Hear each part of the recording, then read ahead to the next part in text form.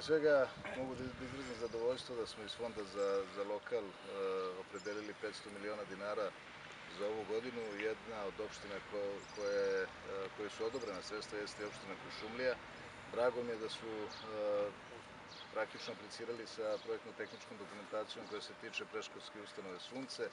Opredeljeno je 11 miliona dinara od strane ministarstva, lokalna samouprava će takođe opredeliti neki 4 miliona i važno je da se uradi rekonstrukcija jednog od, rekao bih, najlepših objekata predškolskih ustanova čak u bivšoj Jugoslaviji i mislim da ćemo po mojim saznanjima, imajući u vidu da je javna nabavka već raspisana, da možemo da očekujemo da se ti radovi završe već do kraja ove godine, na dobrobit pre svega sve dece ovde u Kuršumliji. Drago mi je da još postoji potreba za proširenjem kapaciteta predškolske ustanove u ovoj lokalnoj zajednici i to dovoljno govori da je ta borba koju promovišemo i kao Vlada Republike Srbije, na koju ukazivao i predsjednik Republike, dakle ta borba sa našim demografskim deficitom, nešto što poprima zaista značaj i kod građana i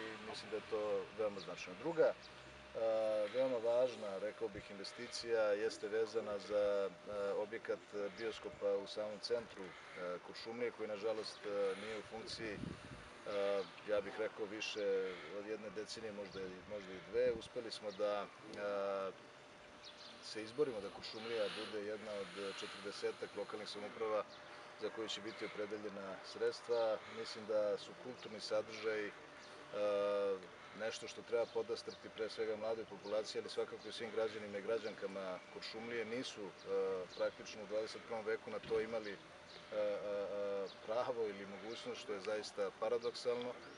Čitava investicija iznosi nekih 40 miliona dinara bez PDV-a. Sredstva se opredeljuju iz kredita Evropske investicione banke u saradnji sa UNDP-em.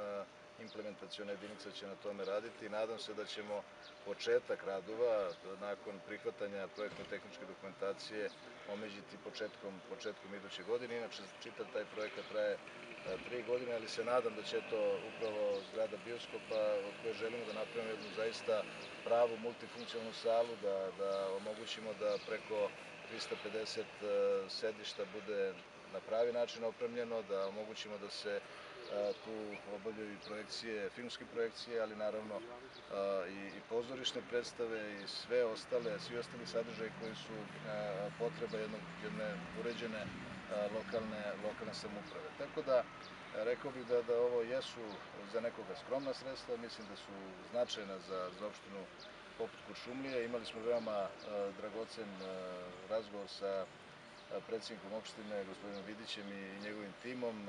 Saradnja ministarstva i opštinske uprave ocenjena kao kvalitetna. Naravno da tu postoji još prostora za neka unapređenja.